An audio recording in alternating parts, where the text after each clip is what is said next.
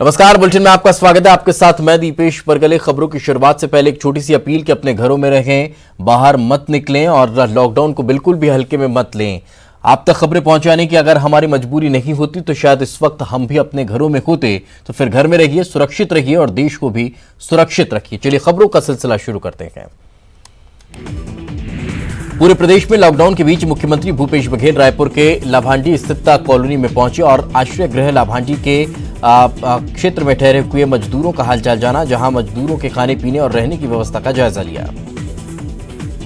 Corona से पूरे जहां दुनिया के लोग जूझ रहे हैं, हमारे देश में भी कोरोना लगातार फैलते जा रहा है और रोकथाम के जो निर्देश भारत सरकार ने दिया है उसका हम लोग भी पालन कर रहे हैं। और साथ ही जो लोग दूसरे प्रदेश से आए हैं,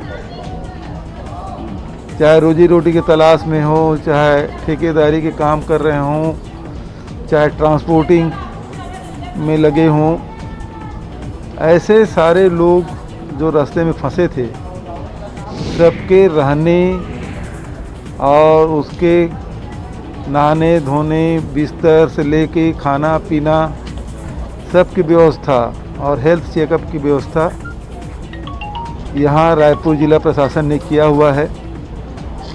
कुल 205 लोग हैं, जिसमें 121 हमारे छत्तीसगढ़ के विभिन्न जिले के लोग हैं। बचत जो लोग हैं वो कोई यूपी के हैं, बिहार के हैं, पश्चिम बंगाल के हैं, झारखंड के हैं, उड़ीसा के हैं, अन्य प्रांतों से आए हुए लोग भी यहाँ रुके हुए हैं। सब लोगों ने संतोष व्यक्त किया। एक ही शिकायत है कि यहाँ रात में मच्छर की शिकायत है, तो उसके लिए भी मैंने निर्देश दे दिया है कलेक्टर और एसपी को, वो भी प्रबंध करें ताकि किसी प्रकार के हमारे जो साथी आए हैं उनको तकलीफ नहीं होना चाहिए और हमारे मेहमान। सीएम भूपेश बघेल ने निजी स्कूलों में फीस जमा करने को लेकर ट्वीट किया है। उन्होंने लिखा है कि लॉकडाउन के दौरान निजी स्कूलों की तरफ से फीस जमा करने को लेकर किसी तरह का दबाव न बनाया जाए। मुख्यमंत्री ने सभी स्कूलों से लॉकडाउन तक फीस की वसूली नहीं करने के निर्देश दिए हैं। प्रदेश के किसानों की समस्याओं के निदान के लिए राज्य सरकार ने हेल्पलाइन नंबर जारी कर दिया है। कोविड-19 के संकट के दौरान यह नंबर कृषि विकास एवं किसान कल्याण जैव प्रौद्योगिकी विभाग द्वारा हेल्पलाइन नंबर जारी किया गया है। प्रदेश के 28 जिलों के लिए टोल फ्री नंबर जारी किया गया है। रायपुर के हेल्पलाइन नंबर 180023331850 के साथ ही सभी जिला मुख्यालयों के लिए भी अलग अलग टोल फ्री नंबर जारी किए गए। मुंगेली जिले के लालपुर थाना इलाके के कंतेली शासकीय दुकान में मैनेजर और कर्मी को ग्रामीणों ने शराब निकालते पकड़ लिया और पुलिस के हवाले कर दिया। कोरोना वायरस के चलते लॉकडाउन में सभी शराब दुकानें सील कर दी गई है। इसके बावजूद अवैध तरीके से ताला खोलकर शासकीय शराब दुकान का मैनेजर अविनाश तिवारी और उसका साथी शराब निकालने का काम कर रखे थे, जिस पर ग्रामीणों की नजर पड़ गई और ग्रामीणों ने उन्हें रोका। जांजगीर चांपा के भैंसू ग्राम पंचायत के सरपंच को पुलिस ने गिरफ्तार कर लिया है। सरपंच आकाश सिंह कोरोना वायरस का 100% इलाज करने का दावा कर रहा था। पामगढ़ पुलिस को जैसे ही इसकी सूचना मिली, उसने आकाश सिंह के खिलाफ केस दर्ज कर मामला संज्ञान में लेते हुए गिरफ्तार कर लिया। रायपुर के पाटन विधानसभा क्षेत्र के 11 मजदूर व उनका परिवार लॉकडाउन की वजह से बेंगलुरु में फंसा हुआ है, जिसकी सूचना प्रदेश के मुख्यमंत्री भूपेश बघेल को दी गई है।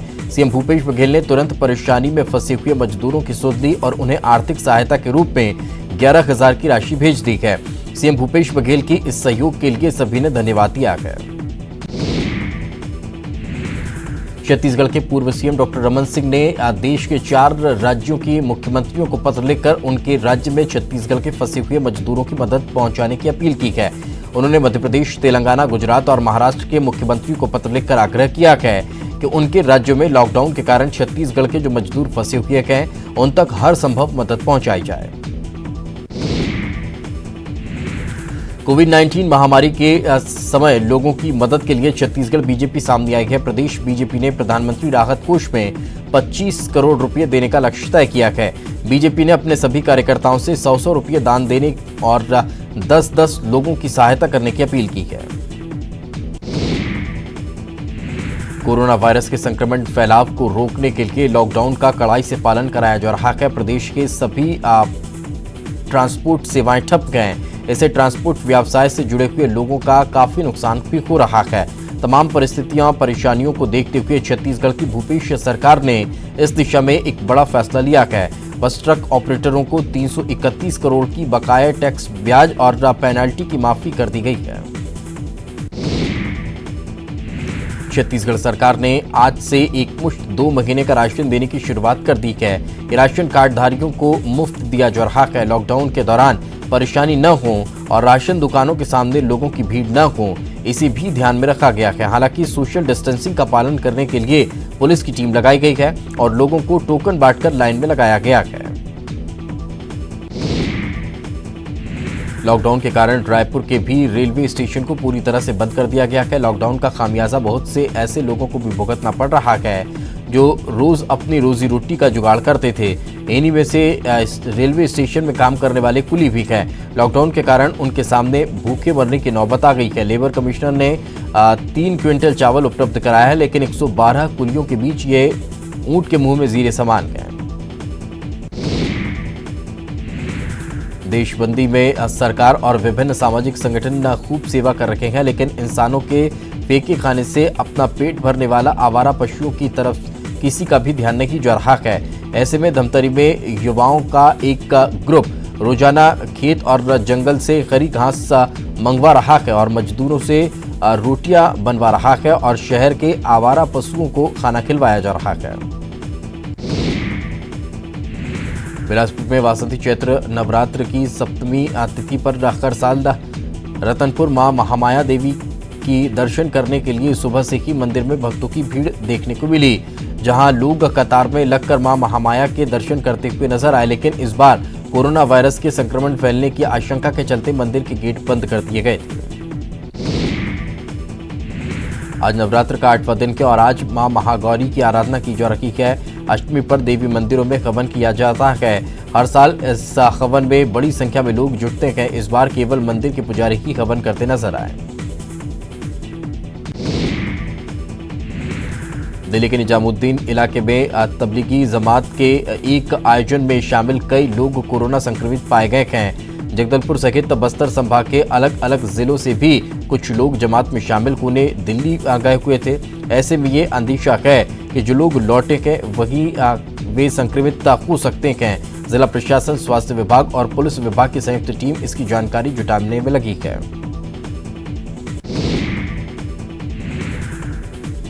कवर्धा में स्वास्थ्य विभाग का डोर टू डोर सर्वे का काम कर रहा है।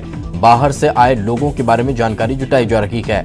जांच के दौरान कई चौंकाने वाले खुलासे हो रखे हैं। प्रशासन के बार बार बोलने के बाद भी लोग बाहर से आने की जानकारी नहीं दे रहे हैं। कवर्धा जिले में करीब 5000 लोगों की पहचान की गई है जो बाहर से घूमकर या किसी काम से आए हुए हैं, जिसमें 50 से ज्यादा लोगों की विदेश से आने की जानकारी मिली है।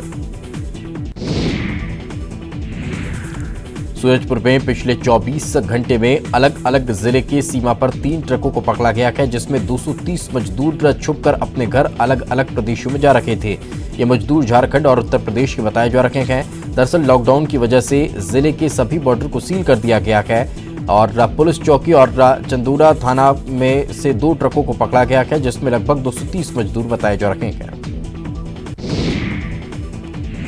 धमतरी जिले में कोरोना को लेकर पुलिस और प्रशासन पूरी तरह से मुस्तैद है। जिले के बाहर से आने वाले सभी लोगों को क्वारंटाइन किया जा रहा है। वहीं बाहर से आने की जानकारी छुपाने वालों पर FIR दर्ज करना शुरू कर दिया गया है।